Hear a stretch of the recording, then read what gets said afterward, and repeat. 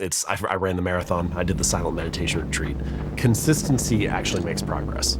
I meditate for 5 minutes each day. I run, 3 days a week or whatever.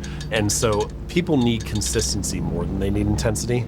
And in fact, what I would say is consistency enlarges ability. Consistency enlarges ability. It's the act of showing up consistently that builds your capacity to do something, that fosters the skill development and growth that you want. And so showing up, even if it's just in a small way, is the way that you actually create the opportunity to do something more intense or more impressive down the line. I also think that there's this deep, important lesson that comes from appreciating consistency and what's required there. Consistency is often adaptability. It's flexibility.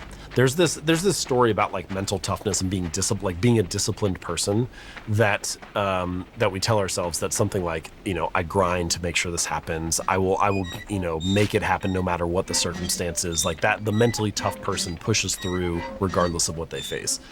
But I think that in real life, a lot of the time, consistency is actually being flexible. It's being adaptable. If you don't have enough energy, you do the easy version. If you don't have enough time, you do the short version. You find a way to not throw up a 0 that day. You find a way to show up even if it's not ideal.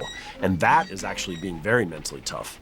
And so the adaptable person is the one that, what's that line? It's, when the storm came, the oak tree fought it and broke, but the willow bent and survived. And so it's like you need a way to manage the storms of life and bend with them while still showing up. If you purely fight against it, you'd think that being tough, that being mentally tough is like, I'm gonna make sure this happens.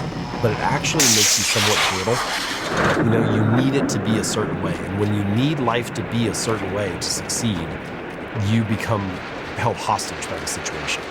You need it to be just like that. But if in fact you can be adaptable and you can be flexible, now you are actually more resilient. And so I think there's a balance to strike there, and it feeds into the consistency that will ultimately enlarge your ability. I think this is such an important point that I don't often hear people talk about. It reminds me of my friend. My friend, one of my best friends, he has a tendency to feel like he's cracked fitness. And what tends to happen is he'll work out and go to the gym for like 3 months, and he'll then announce that he's finally cracked it, like the consistency, the motivation. And the minute he does that is like 30 days before he falls off again, because I think he gets complacent. Life is going to happen. And I remember saying to him one year, I've known him for 15 years now, I was like, the thing I've come to learn about the gym and fitness is that you never crack it. And actually the mindset that every single day I could fall off and that life happens has helped me be consistent. Whereas a version of me in 2017 set this ridiculous goal, which was I was going to go to the gym every single day without fail. And then 5 months in, where life happened and I missed a day, my motivation was gone and I fell off.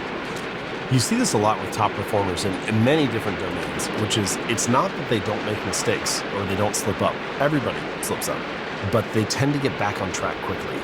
And so really what you need is not a perfect plan or like a system that never fails. What you need is a good plan for getting back on track. You need, if the reclaiming of a habit is fast, the breaking of it doesn't matter that much. You get to the end of the year and it's just like a little blip on the radar. But you need a good plan for getting back on track quickly. So I think that some of the balance, some of the strategy is actually knowing what to do when you fail. Yeah. And if you figure that out, then you're in a good position to bounce back quickly. Funnily enough, when I fail, when I fall off my gym workout or whatever, what I do is I set the display picture on my iPhone to red. And I guess this is a point of self-awareness. It just reminds me that we've currently fallen off. It means every time I look at my phone, it's a reminder that this is code red. Wow, that's great. What a strong visual sign. Yeah. And that I need to start doing the small steps, doing the shit workouts again. So I have this little theory that the secret to winning is actually learning how to lose. So the secret to winning is knowing how to lose. And what I mean is that it's knowing how to handle a loss. It's knowing how to rebound and bounce back from that. I think that I learned it through sports. I don't think sports is the only way you can learn it. I think probably anything that you do with some level of public visibility could teach you, musical performance or being in a fitness group with your friends, or there's lots of ways you can do it, speaking publicly.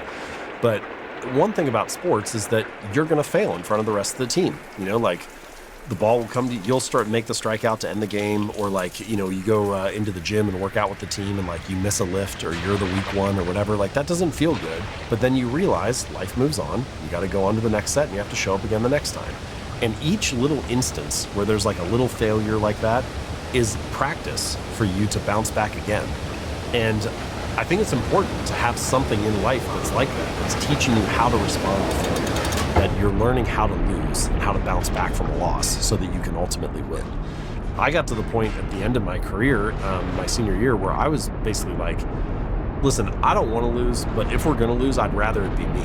I'd rather be out there. Put it on my shoulders. I can take